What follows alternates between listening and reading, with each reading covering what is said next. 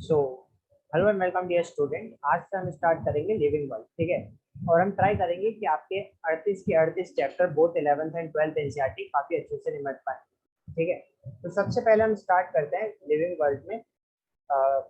हमें साइंटिस्ट का नाम दिया हुआ है यहाँ पे, डाइवर्सिटी द लिविंग वर्ल्ड, ये चैप्टर का नाम है, ठीक है। तो यहाँ पे सबसे पहले साइंटिस्ट का डिस्कशन रहेगा अर्नस्ट मायर, ठीक है।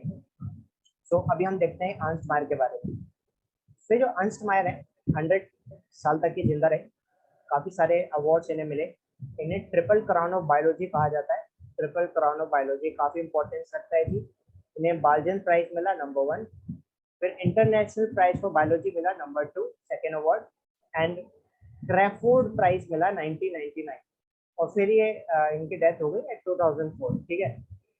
तो ये इंपॉर्टेंट नहीं है, इंपॉर्टेंट है तो ट्रिपल क्राउन ऑफ बायोलॉजी इन्हें कहा जाता है। उसके अलावा 80 साल का करियर, 80 साल का करियर में इन्होंने काफी सारे अवार्ड जीते।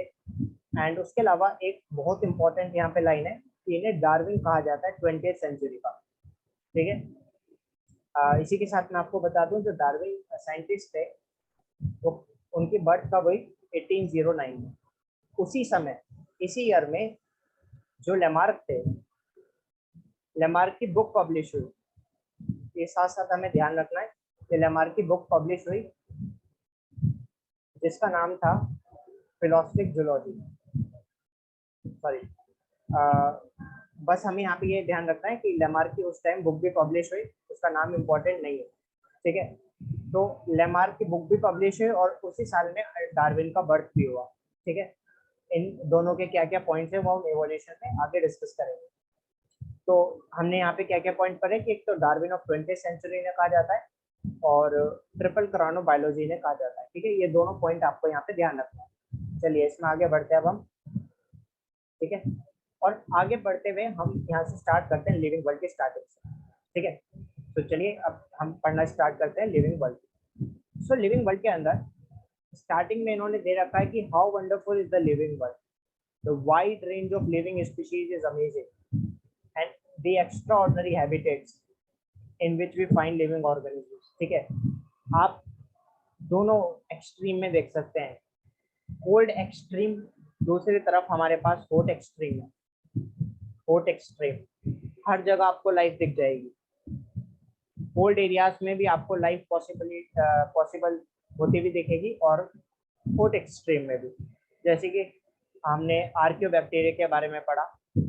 आर्कियोबैक्टीरिया, देखिए ये दोनों चीज यहाँ ही ध्यान रख लीजिए। हम आगे जाके एक चीज पढ़ेंगे जिसको हम कहते हैं बैक्टीरिया, ठीक है। बैक्टीरिया के अंदर एक तो होते हैं साइनोबैक्टीरिया, ओके, साइनोबैक्टीरिया भी होते हैं। वैसे आप हम जो डिस्कस कर रहे हैं वो माइकोप्लाज्मा के बारे में कर रहे हैं, माइकोप्लाज्मा एंड आर्कीबैक्टीरिया, आर्कीबैक्टीरिया, ठीक है। दोनों चीज आपको ध्यान रखनी है। तो साथ साथ जितनी चीजें हम रिकॉल फॉरवर्ड पढ़ेंगे उतनी हमें वहाँ पे नीट के दौरान रिकॉल देते हैं, नीट के एग्जाम के दौरान या फिर आप कोई भी एग्जाम देते हैं, रिकॉल वैल्यू तभी बढ़ती है जब हम उसे बार बार रिवाइज करते रहते हैं। तो एक तो माइकोप्लाज्मा है, इसमें सेल वॉल नहीं मिलती, ठीक है, सेल वॉल नहीं मिलती। Archaebacteria some of the harsh habitat में रह सकता है, ठीक है, जहाँ टेम्परेचर 100 डिग्री प्लस सेल्सियस भी हो तो वहाँ पे भी ये सर्वाइव कर जाते हैं। तो इसलिए कह रहे हैं कि एक्स्ट्रा ऑर्डिनरी हैबिटेट की बात करी गई है यहाँ पे। वैसे जो पॉइंट ऑफ डिफरेंस मैं आपको बताना चाह रहा था यहाँ पे वो ये है कि ये आपके फैकल्टेटिव फैकल्टेटिव एनारोब है, ठीक है, और ये आपके ऑब्लिगेट अरोब है, ऑब्लिगेट अरोब। तो ये यहाँ पे आप ध्यान रख सकते हैं, सॉरी ऑब्लिगेट एनारोब। तो ये दोनों चीजें आप यहाँ पे ध्यान रख सकते हैं अबाउट माइकोप्लाज्मा के बारे में एंड आर्कीबैक्टीरिया के बारे में। चलिए आगे बढ़ते हैं। अभी क्या होता है ऑब्लिगेट अरोब, फैकल्टेटिव एनारोब, वो हम एक साथ डिस्कस करेंगे जब हम आपका पढ़ेंगे मोनेरा, ठीक है। मोनेरा हम अगले चैप्टर में पढ़ेंगे, ठीक है। So beat cold mountains, deciduous forests, ocean, freshwater lake, desert, hot spring leave us speechless. The beauty of galloping horse, of the migrating birds. Migrating birds मतलब जो सीजन चेंज होता है तो कुछ फ्लेमिंगोज या फिर अदर बर्ड्स माइग्रेट करते हैं एक एरिया से दूसरे area for food, shelter and space, ठीक है, specially in the search of food, ये मेन इंपॉर्टेंट पॉइंट है। So migratory birds valley of flower और the attacking shark and deep sense of wonder. The ecological conflict and cooperation among the member of a population and among the population of a community, or even the molecular traffic inside a cell, makes us deeply reflect on what indeed is life. यहाँ पे कुछ point काफी importance रखते हैं, जैसे कि यहाँ पे हमारा हो जाता है व्हाट इज, इसमें कई सारे क्वेश्चन निकल के आते हैं, ठीक है, कि जैसे कि हमारे यहाँ पे पॉपुलेशन टर्म आ गई एंड कम्युनिटी टर्म आ गई, उसके अलावा सेल टर्म आ गई, तो ये सब भी हमें यहाँ पे साथ साथ समझना है, ठीक है।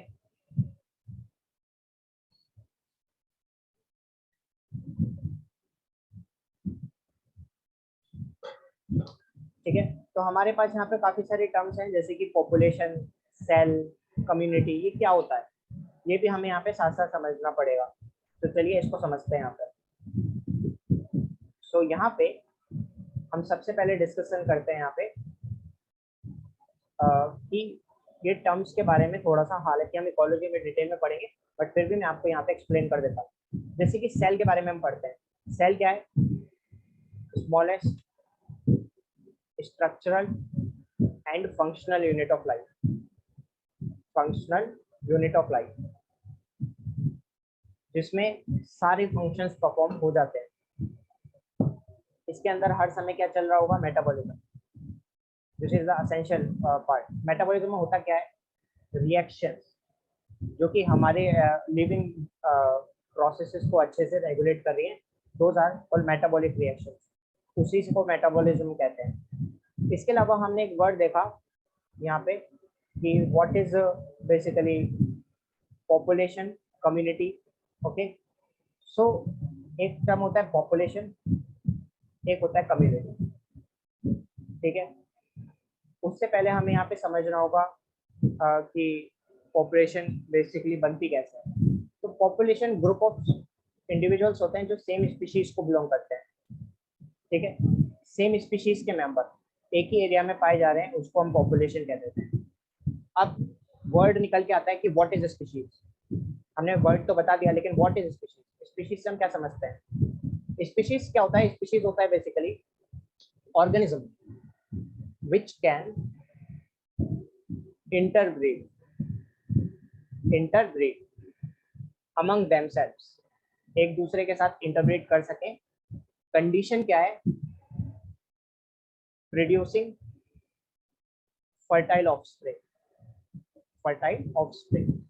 यहाँ पे इंपॉर्टेंस जिस वर्ड का है वो है आपका ये फर्टाइल। तो ऑर्गेनिज्म आपस में रिप्रोड्यूस करें और बदले में जो ऑफस्प्रिंग आना चाहिए वो फर्टाइल हो, ठीक है। तो उसको हम कह देंगे कि ये सेम स्पीशीज है। पॉपुलेशन क्या है? उसी सेम स्पीशीज के इंडिविजुअल काफी सारे एक ही जगह में रहे, उसको हम पॉपुलेशन कह देंगे, ठीक है। दो डिफरेंट पॉपुलेशन एक साथ रह रही हो, मान लीजिए पॉपुलेशन ए है और ये पॉपुलेशन बी है, यहाँ पे हमारे पास पॉपुलेशन बी है, तो ये आपस में क्या बना देंगे? कम्युनिटी, ठीक है। इसी तरीके से बायोम, इकोसिस्टम, वो टर्म्स हम आगे इकोलॉजी में समझेंगे, ठीक है। तो अभी हम स्टार्ट करते हैं इसको आगे। सो कि लिविंग वर्ल्ड, अभी हमने सेल समझ लिया, बायोम समझ, बायोम बेसिकली सेल बनता कैसे हमारा, लिविंग स्ट्रक्चर्स क्या क्या होती है, ठीक है, and the stuff like that. तो चलिए अब आगे स्टार्ट करते हैं इसमें और आगे पढ़ते हैं इसमें आगे क्या क्या है, ठीक है। सो यहाँ पे हमारे पास इसमें आगे दिया गया है कि एज साइंटिस्ट, यहाँ पे दो टाइप के क्वेश्चन पूछे गए हैं, टेक्निकल, एक फिलोसफिकल, ठीक है। तो यहाँ पे एक तो बात करेंगे टेक्निकल क्वेश्चन की, एक philosophical. Ecological conflict and cooperation among the member of a population and among the population of a community और even the molecular traffic inside a cell makes us deeply reflect on what indeed is life. The question has two implicit question. Implicit मतलब इसके अंदर ही दो question है, explicit मतलब इसके बाहर की बात कर रहे हैं। इम्प्लिसिट मतलब इसी के अंदर दो क्वेश्चन निकल के आते हैं। फर्स्ट क्वेश्चन क्या है? टेक्निकल है, क्या है कि seek answer to the to what living is opposed as non-living. Again, very important stuff is coming here कि अब हमारा लिविंग और नॉन लिविंग क्या होता है, ठीक है. सो वो पॉइंट ऑफ डिफरेंस हमें यहाँ पे समझना चाहिए कि लिविंग वर्सेस नॉन लिविंग में डिफरेंस क्या है. तो चलिए वो देखते हैं अब हम कि लिविंग हम किसे कह रहे हैं और नॉन लिविंग हम किसे कह रहे हैं. लिविंग वर्सेस नॉन लिविंग, वैसे तो पूरा चैप्टर इसी पे एसोसिएटेड है, बट लिविंग क्या होता है. लिविंग मतलब सेलुलर लेवल पे हम बात कर रहे हैं. सेल, उसके पास फंक्शनल यूनिट ऑफ लाइफ होनी ही चाहिए. अगर सेल नहीं है तो वो लिविंग नहीं है, वो नॉन लिविंग की कैटेगरी में है, जिसमें मेटाबॉलिज्म कंटिन्यूसली हो रहा हो. मेटाबॉलिज्म इसमें नहीं हो सकता, मेटाबॉलिज्म, ठीक है, जिसमें ग्रोथ हो रखी हो. बट ग्रोथ तो यहाँ पे भी होती है, बट वो चीजें हम आगे अभी समझेंगे थोड़ी देर में कि ग्रोथ होना जरूरी है, एसेंशियल फंक्शन है इसका या नहीं है, ठीक है. वो रिप्रोडक्शन शो कर रहा हो, definitely non living reproduction show नहीं करते, बट ये एसेंशियल फीचर है रिप्रोडक्शन या नहीं है वो हम आगे देखेंगे, ठीक है. लेकिन ये परफॉर्मेंस वो पर्टिकुलर चीज दिखा रही है, ठीक है, तो वो लिविंग कहलाएगी. And second is a philosophical one, seeks answer to what the purpose of life. हमारी लाइफ का पर्पस क्या है. उसके बाद सेकंड क्वेश्चन ये है, एज साइंटिस्ट हमारा काम, ये फिलोसफी में हम नहीं जाएंगे, एज साइंटिस्ट हमारा काम होगा टेक्निकल वाला. Answer to the second question भी हम नहीं अटेम्प्ट करेंगे इसको कि फिलोसफी क्या है, वो गुरु वगैरह का काम है. We try to reflect on what is living, ठीक है. हम यहाँ पे डिस्कशन का टॉपिक हमारा क्या रहेगा कि लिविंग क्या है. So what is living. When we try to define a living, we conveniently look for distinctive characteristics exhibited by the living organism, ठीक है. एंड ग्रोथ, जैसे कि हमने अभी डिस्कस किया, growth, reproduction, ability to sense environment, mount a stable response to come to our mind immediately as a unique feature of living. अब इस ability to sense environment का मतलब क्या हम समझ सकते हैं. एबिलिटी टू सेंस एनवायरनमेंट, ठीक है. जैसे कि मान लीजिए कोल्ड है तो हमें ठंड महसूस हो रही है, हॉट है बाहर तो हमें गर्मी महसूस हो रही है. हम उसी के हिसाब से एडेप्टेशन शो करते हैं, ठीक है. जैसे मान लीजिए बाहर बहुत ज़्यादा ठंड है तो डेफिनेटली हमारी बॉडी हमसे ये चाहेगी कि हमारा टेम्परेचर मेंटेन रहे. टेम्परेचर को मेंटेन करके रखना को ही होम्योस्टेसिस कहते हैं. Okay, homeostasis, internal balance, internal temperature balance को ही हम होम्योस्टेसिस कहेंगे, ठीक है. तो उसी को बैलेंस करने के लिए हमारी बॉडी लगी रहती है. सो one can add a few more features like metabolism, which is very important, ability to self-replicate, self-organize, interact, and emergence to this list. अब सबसे पहला पॉइंट निकल के आता है कि all living organisms grow, but यहाँ पे लिविंग की बात करी गई है. all living organisms grow, बात ठीक है. यहाँ ये नहीं कह रहा कि only living organisms grow, only living organisms grow. एक तो वर्ड आ गया आपके पास, ओनली लिविंग ऑर्गेनिजम्स ग्रो, और दूसरा वर्ड है कि लिविंग ऑर्गेनिजम्स ग्रो. इस बात का मतलब क्या है, यानी कि ये स्टेटमेंट करेक्ट बिल्कुल भी नहीं है, ये स्टेटमेंट करेक्ट है. इसका मतलब ये निकल के आता है कि non living can grow as well, ठीक है. अब कैसे non living can grow as well, बिल्कुल नॉन लिविंग भी ग्रो कर सकती है. लिविंग तो ग्रो कर रही है, नॉन लिविंग भी कर रही है, इसलिए only non living, only living आ जाए तो गलत हो गया स्टेटमेंट. चलिए अब समझते हैं ऐसा कैसे हो गया, और इस बात को हम आगे डिस्कस अच्छे से अब करेंगे, ठीक है. सो चलिए अब इसको हम डिस्कस करते हैं यहाँ पे कि ग्रोथ को हम कैसे डिफाइन कर रहे हैं, कि किस टाइप की ग्रोथ को हम एक्चुअल ग्रोथ कहेंगे और किस टाइप की ग्रोथ को एक्चुअल नहीं कहा जाएगा. देखिए, लिविंग के लिए एक ग्रोथ आती है जिसको हम कहते हैं इंट्रिंसिक ग्रोथ. इंट्रिंसिक ग्रोथ मतलब क्या है इस बात का, इंटरनल ग्रोथ. सेल क्या कर रही है, माइटोसिस कर रही है, 1 से 2, 2 से 4, 4 से 8, 8 से 16, इस टाइप के डिविजन चल रहे हैं. इसे क्या है, माइटोसिस. इंटरनली ग्रोथ हो रही है, सेल के अंदर प्रोटीन्स टूट रहे हैं और उसकी वजह से सेल साइकिल चल रही है, डिवीजन चल रहे हैं और ये ग्रोथ हो रखी है। एक होती है एक्सट्रिंसिक ग्रोथ, एक्सट्रिंसिक ग्रोथ जो कि हमें नॉन लिविंग में देखने को मिलती है। कैसे? जैसे कि मान लीजिए हमारे पास एक बैरन लैंड था पहले, बैरन लैंड हमने उसे कुछ टाइम के लिए छोड़ दिया, अब हम देखेंगे उसके ऊपर रेत इकट्ठी हो गई या धूल मिट्टी इकट्ठी हो गई, तो ग्रोथ तो उसकी भी हो रखी है, यहाँ पे देख रहे हैं। इसलिए इन्होंने ग्रोथ के ट्विन कैरेक्टरिस्टिक्स कहा है यहाँ पे। एक तो इंक्रीज इन मास जो कि हमें दोनों ही जगह देखने को मिल रहा है, और increase in number of individual are twin characteristics of growth, very important. ये ट्विन कैरेक्टरिस्टिक्स है।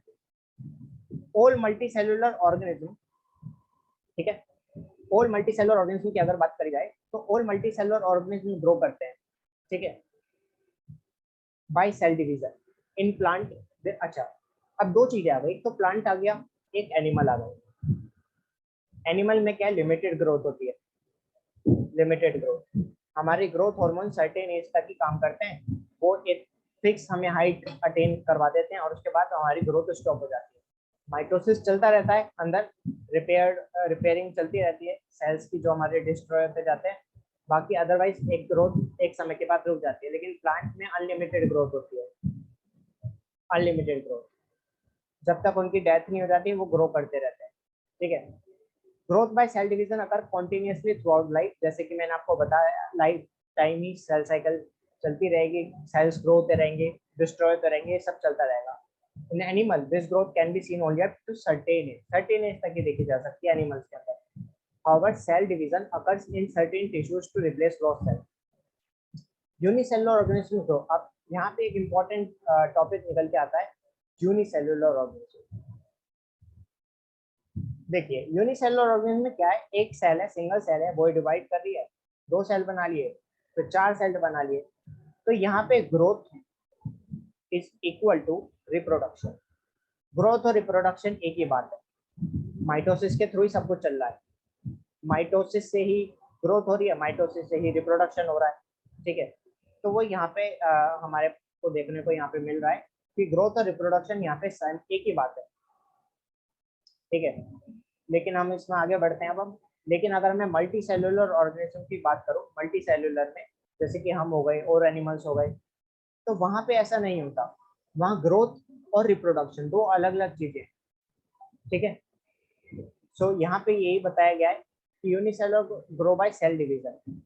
One can easily observe in vitro, मतलब होता है test tube culture, by simply culturing the number of counting the number of cell under the microscope. जितना ज्यादा cell उतनी ज्यादा growth, उतना ही ज्यादा रिप्रोडक्शन यूनिसेलुलर के अंदर।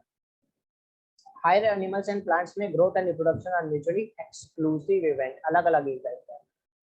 One must remember that increase in body mass is considered as growth. Non-living object also grow if we take increase in mass as a criteria for growth. जैसे कि हमने sand dunes के बारे में देखा, रेत का इकट्ठा होना, ठीक है। उसके अलावा mountains, builders, sand mounts do grow, ये भी ग्रो करती हैं, ऑब्वियसली एक्सट्रिंसिक ग्रोथ शो करती हैं। However, this kind of growth exhibited by non-living accumulation of material on the surface, इसकी वजह से होती है। In living organism growth is from inside, living में ग्रोथ इनसाइड होती है, इंट्रिंसिक ग्रोथ होती है। कैसी? इंट्रिंसिक। आगे growth therefore can not be taken as defining property, ठीक है, इस वजह से इसे डिफाइनिंग फीचर नहीं कहा जा सकता, डिफाइनिंग फीचर नहीं है। Conditions under which it can be observed in all living cell have to be explained to understand characteristic of living system. A dead organism कभी ग्रो नहीं करता। अब इसमें एक इंपॉर्टेंट चीज है, ठीक है। एक तो क्वेश्चन बनता है कि growth, option A defining feature है, option B non defining feature है। Question number 2, intrinsic growth is a defining feature और अ नॉन डिफाइनिंग फीचर। अब इसमें भी एक बात है, ठीक है, व्हाट इज डिफाइनिंग। हम डिफाइनिंग बोल किसे रहे हैं? डिफाइनिंग आ जाता है कि वहां पे उसको कोई भी नॉन लिविंग शो ना कर रहा हो, नॉन लिविंग में वो 100% एब्सेंट रहनी चाहिए, कोई भी नॉन लिविंग शो ना कर रहा हो, शो ना कर रहा हो, तो वो कैसी हो गई, वो हो गई डिफाइनिंग फीचर हो गया। तो ग्रोथ तो नॉन लिविंग भी शो करते हैं, जैसे कि हमने अभी देखा ही ग्रोथ हो रही थी, तो इट्स अ नॉन डिफाइनिंग। लेकिन इंट्रिंसिक ग्रोथ तो हमारा कैरेक्टरिस्टिक फीचर है, दैट इज डिफाइनिंग, उसे नॉन लिविंग शो नहीं कर सकते। ठीक है, तो आई होप आपको यहाँ तक ग्रोथ तक अच्छे से समझ में आया हो। आगे हम रिप्रोडक्शन और उसके आगे का नेक्स्ट सेक्शन में कंटिन्यू करेंगे इसी के साथ। Thank you very much.